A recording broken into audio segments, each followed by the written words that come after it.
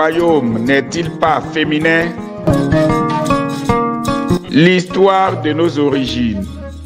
Dans le livre de la Genèse, comme dans plusieurs de nos cultures, présente la femme comme première dans la chaîne du péché.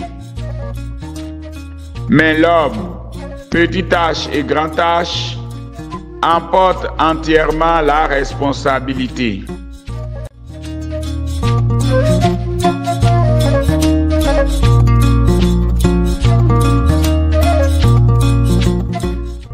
La mort n'est-elle pas venue par le premier Adam? Le plus beau est encore la confiance que Dieu place en elle, en prévoyant que la descendance de la femme détruira le mal tueur. L'homme lui-même l'accueille et la nomme Ève, c'est-à-dire la vivante.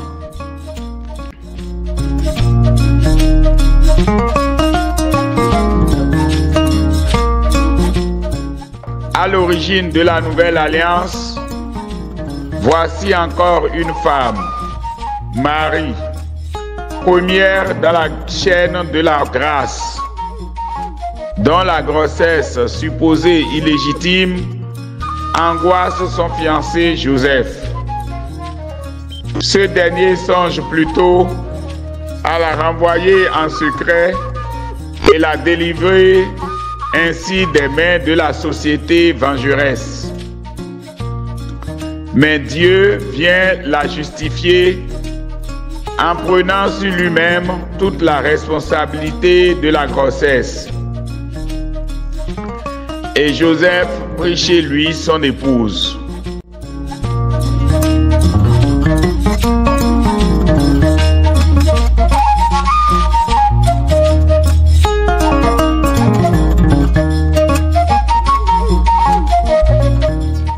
De ces deux situations, nous retenons que la mystique du féminin n'est pas à notre portée et que la marche vers le royaume a une couleur féminine.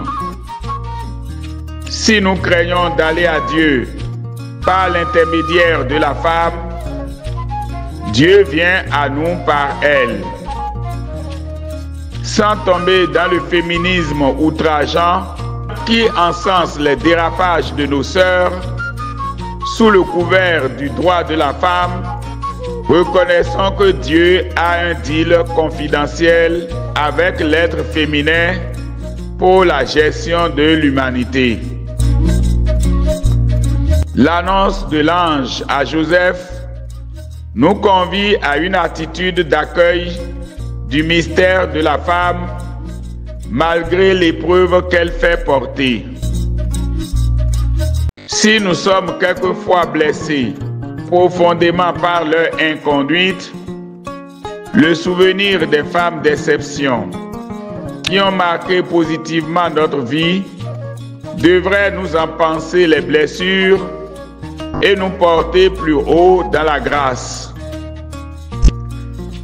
Au premier rang de toutes ces bonnes femmes, la Vierge Marie, qui nous pense les blessures de la première Ève et sans la renier, l'accomplit à perfection. Elle nous offre le fruit le plus merveilleux que la terre ait jamais porté. L'Emmanuel, Dieu avec nous. Comme Saint Joseph, prenons-la chez nous. Marie, Mère de l'humanité, priez pour nous.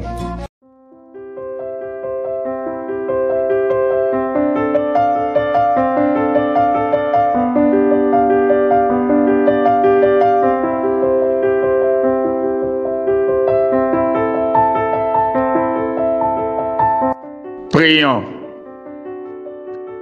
Marie, Mère de l'humanité, veille sur tous tes fils et filles que nous sommes. En ce troisième millénaire, obtiens pour nous, de la part de ton Fils, venu réconcilier l'humanité avec Dieu, d'avancer avec confiance sur le chemin de l'unité et de la paix.